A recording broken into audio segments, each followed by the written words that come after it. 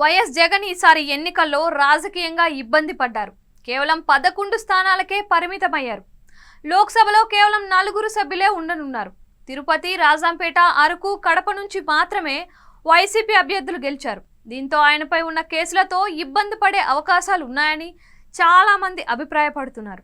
మరోవైపు ఎన్డీఏ కూటమిలో చంద్రబాబు కీలకంగా ఉండడంతో కేసులపై మోదీ ప్రభుత్వంపై ఒత్తిడి తెచ్చే అవకాశం లేకపోలేదని అంచనాలు కూడా ఉన్నాయి. అయితే ఇదే సమయంలో కొంతలో కొంత జగన్కు ఊరటనిచ్చే అంశం కూడా మరొక కోణంలో చూస్తే కనిపిస్తుంది. బీజేపీ ఇప్పుడు అరకొర మెజార్టీతో గట్టెక్కింది. కేవలం 240 స్థానాలకే పరిమితమైంది.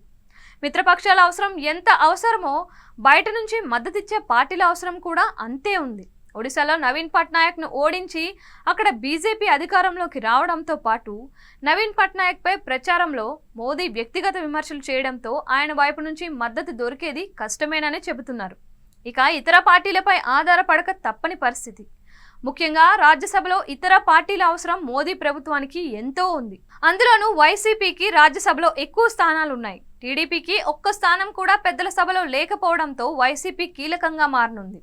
వైసీపీకి ఇప్పుడు రాజ్యసభలో 11 మంది రాజ్యసభ సభ్యులు ఉన్నారు. దీంతో జగన్ కు కేంద్ర ప్రభుత్వం నుంచి ఇప్పటికిప్పుడు ఎదురయ్యే ప్రమాదం అయితే ఏమీ లేదు. ఎందుకంటే ఇప్పుడిప్పుడే రాజ్యసభ పదవులు ఖాళీ అయ్యే పరిస్థితి లేదు. 2026 జూన్ నెలకు 4 రాజ్యసభ పదవులు ఖాళీ అవుతున్నాయి.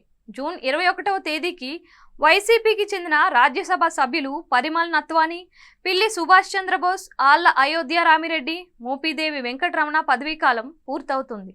జూన్ 2026 నాటికి ఖాళీ అయ్యే 4 రాజ్యసభ స్థానాలన్నీ కూటమి ఖాతాల్లోనే పడతాయి. ఒక్క 2026 మాత్రమే కాదు, మళ్ళీ 2029 ఎన్నికలు పూర్తయ్యే వరకు ఏర్పడే ప్రతి ఒక్క రాజ్యసభ స్థానం కూటమి ఖాతాలోనే పడుతుంది.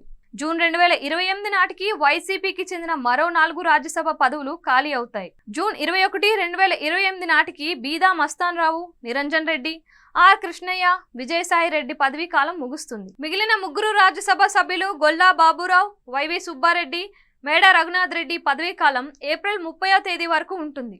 అంటే 2026 తర్వాత కూడా 7 రాజ్యసభ సభ్యులు వైసీపీకి ఉంటారు. ఒక రకంగా ఇది జగన్ కు షీల్డ్ అనే చెప్పాలి. తన పైకి దూకుడుతనాన్ని ప్రదర్శించేందుకు రాజ్యసభ స్థానాలను అడ్డు పెట్టుకునే వీలుంది. ఎందుకంటే టీడీపీకి రాజ్యసభలో ఒక్క స్థానం కూడా లేకపోవడంతో పెద్దల సభలో జగన్ సహకారం మోదీకి అవసరంగా మారడంతో కొన్ని ఇబ్బందులను తప్పించుకునే వీలుందని వైసీపీ నేతలు కొంతవరకు ఊపిరి పీల్చుకుంటున్నారు.